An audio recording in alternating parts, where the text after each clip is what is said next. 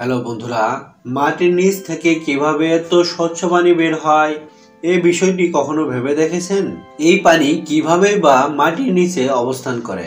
আপনাদের অনেকের মতোই আমি নিজেও এক সময় মনে করতাম মাটির নিচে হয়তো ফাঁকা স্থান বা গ্যাপ রয়েছে এবং সেখানে পানি জমা হয়ে আছে। সেই গ্যাপ বরাবর গর্ত করতে পারলেই বা পাইপ ঢোকালেই পাইপের সাহায্যে পানি বের হয়ে আসে এবং পানি তোলার ফলে যে পরিমাণ পানি কমে যায়, অর্থাৎ পানি শূন্যতা তৈরি হয়, ভূপৃষ্ঠের পানি বয়ে গিয়ে পানির সেই শূন্যতা পূরণ করে। কিন্তু আমি অনেক পরে বুঝতে পারি যে আমার চিন্তাধারা ঠিক ছিল না। আমার চিন্তা যৌক্তিক হলেও ভুল ছিল।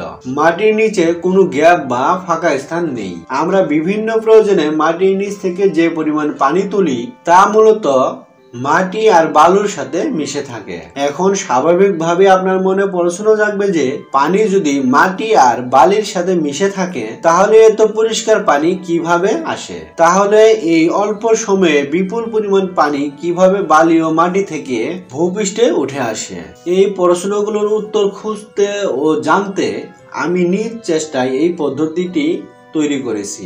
আশা করি প্রশ্নগুলির যথাযথ উত্তর ও প্রমাণ দিতে পারবো। আজকে আমি মাটির নিচে থাকা তেল ও গ্যাস সম্পর্কেও কিছু মতামত আপনাদের সাথে শেয়ার করব। পৃথিবীর মধ্যে প্রায় 71% পানি রয়েছে। এজন্য পৃথিবীকে নীল দেখায়, যার জন্য পৃথিবীকে বলা হয় নীল গ্রহ। আমরা পৃথিবীতে যে পানিগুলো দেখি নদী বা সাগরে, এর বেশিরভাগ পানি আমাদের ব্যবহারের উপযোগী। পৃথিবীতে যে পরিমাণ পানি রয়েছে তার মধ্যে 99.7% পানি আমরা ব্যবহার করতে পারি না।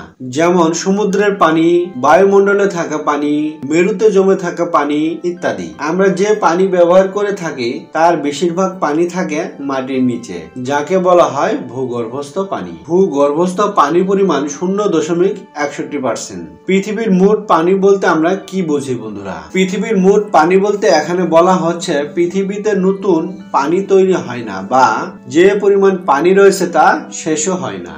এর অর্থ পৃথিবীতে পানির পরিমাণ নির্দিষ্ট। পৃথিবীর শুরু থেকে একই পরিমাণ পানি আমরা ব্যবহার করে আসছি, তা চক্র আকারে রূপ পরিবর্তন করে, যাকে বলা হয় দা ওয়াটার সাইকেল বা পানি চক্র। এখন প্রশ্ন হচ্ছে পৃথিবীর এই নির্দিষ্ট পরিমাণ পানি কোথায় কোথায় কিভাবে রয়েছে? এই চারটি লক্ষ্য করুন।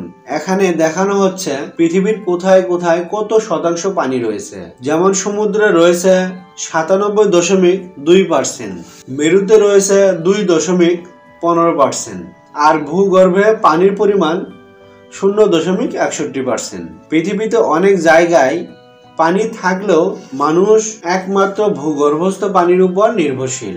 এখন ভূগর্ভস্থ পানি অর্থাৎ মাটির নিচে কিভাবে পানি জমে থাকে তা বলা যায়। ভূপৃষ্ঠের উপরে থাকা নদীর পানি, জলাশয়ের পানি কিংবা বৃষ্টির পানি, এরা মাটির চুঁয়ে নিচের দিকে যায়। অনেকটা বালির মধ্যে পানি দিলে যেমন পানি নিচে চলে যায়, ঠিক তেমন, তবে এখানে একটি বিষয় রয়েছে। পানি যদি মাটি চুঁয়ে শুধু নিচের দিকে যেতে থাকে তবে পানি অনেক গভীরে চলে যাবে। পানি এতটাই নিচে চলে যাবে যে সেখান থেকে পানি তোলা সম্ভব হবে না। কিন্তু ভূপৃষ্ঠে মাটির নিচে বিভিন্ন শিলার স্তর রয়েছে।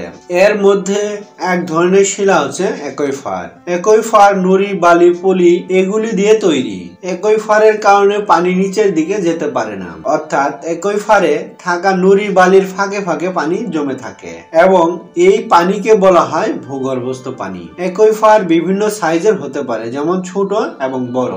এখন অ্যাকুইফারে বালি ও পলির নিচে থাকা পানি কিভাবে উপরে আসে সে বিষয়ে জানা যাক। এখানে পরীক্ষামূলক ভাবে একটি কাঁচের গ্লাসে পানি ও বালি দিয়ে বিষয়টি ক্লিয়ার করা হচ্ছে। মনে করুন ভূগর্ভের এই স্থানে অ্যাকুইফার রয়েছে। অ্যাকুইফারে থাকা পানির লেভেল অর্থাৎ ওয়াটার লেভেল এ পর্যন্ত। এখানে খেয়াল করুন পানি কিন্তু ফাঁকা স্থানে অবস্থান করছে না, বরং বালির ফাঁকে ফাঁকে অবস্থান করছে। এখন একটি পাইপ অ্যাকুইফারের গভীরতা পর্যন্ত স্থাপন করা যায়। আপনি পাইপের ভিতর দেখুন পানি জমে রয়েছে এবং সেই পানি ভূগর্ভস্থ পানির লেভেল পর্যন্ত রয়েছে, অর্থাৎ বালির ফাঁকে ফাঁকে থাকা পানি পাইপের মধ্যে চলে এসেছে।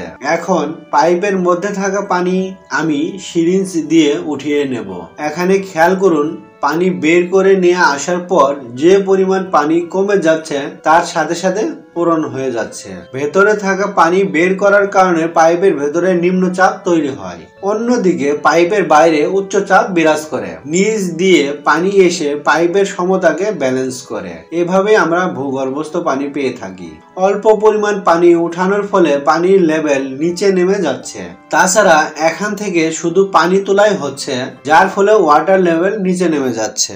কিন্তু আমরা যদি পানি তোলার সাথে সাথে সমপরিমাণ পানি এখানে দিয়ে দেই, পানির লেভেল নিচে নামবে না। ভূগর্ভে থাকা পানি যে স্থানে প্রবাহিত হয়, ঠিক একইভাবে ভূপৃষ্ঠের পানি এক স্থান থেকে অন্য স্থানে প্রবাহিত হয়। প্রকৃতির উপর নির্ভর করে পানি প্রবাহের গতি কম বেশি হয়ে থাকে। ভূপৃষ্ঠের উপরে থাকা পানি উঁচু স্থান থেকে নিচু স্থানে প্রবাহিত হয়, কিন্তু ভূপৃষ্ঠের নিচে থাকা পানি উচ্চ চাপ অঞ্চল থেকে নিম্ন চাপ অঞ্চলে প্রবাহিত হয়। তার মানে ভূগর্ভস্থ পানি যে শুধু উপর থেকে নিচে যায় তা কিন্তু নয়। প্রেসার ডিফারেন্সের উপর ভিত্তি করে পানির চাপ উপরের দিকেও আসতে পারে, আর এজন্যই বিভিন্ন পুকুর বা নদীর পানি শুকিয়ে যায় না। যদি পানি শুধু নিচের দিকে যেত তাহলে পুকুরগুলো শুকিয়ে যেত। মাটির নিচে থাকা তেল ভূগর্ভে একইভাবে অবস্থান করে এবং পাম্পের মাধ্যমে পানি যেভাবে উপরে নিয়ে আসা হয়, ঠিক একইভাবে ভূগর্ভস্থ তেল উপরে নিয়ে আসা হয়। গ্যাস উত্তোলনের জন্য সেম প্রসেস, তবে গ্যাস উত্তোলনের সময় পাইপের লাইন কিছুটা উপরে সিল করা থাকে, যাতে করে যেন শুধুমাত্র মেন লাইন দিয়ে গ্যাস উপরে উঠে আসে। পানি এবং তেলের ক্ষেত্রে এই সিল করার প্রয়োজন পড়ে না। বাংলাদেশের 90% মানুষ তার খাবার পানির জন্য ভূগর্ভস্থ পানির উপর নির্ভরশীল। সুতরাং আমরা যতটা পানি ভূগর্ভ থেকে তুলছি, সেই পরিমাণ পানি আবার ভূগর্ভে যাচ্ছে কিনা সেদিকে লক্ষ্য রাখা উচিত। আমরা যদি সৌন্দর্যের নামে সবকিছুকে কংক্রিট দিয়ে ঢেকে দেই, তাহলে কিন্তু ভবিষ্যতে খাবার পানিও অসুন্দর হয়ে যাবে। আজ তবে এই পর্যন্তই। ভিডিওটি যদি ভালো লাগে অবশ্যই একটি লাইক করে দিবেন আর কমেন্ট করে জানাবেন আপনার মূল্যবান মন্তব্য। আর আপনি যদি এই ধরনের রহস্য, রোমাঞ্চকর, ইন্টারেস্টিং, মজাদার ভিডিও দেখতে ভালোবাসেন, তাহলে অজানা যোগসূত্র চ্যানেলটি সাবস্ক্রাইব করে পাশে থাকা বেল বাটনটি অন করে রাখুন। দেখা হবে অন্য কোনো এপিসোডে ভিন্ন কোনো টপিক নিয়ে। সে পর্যন্ত ভালো থাকুন, সুস্থ থাকুন। আল্লাহ হাফেজ।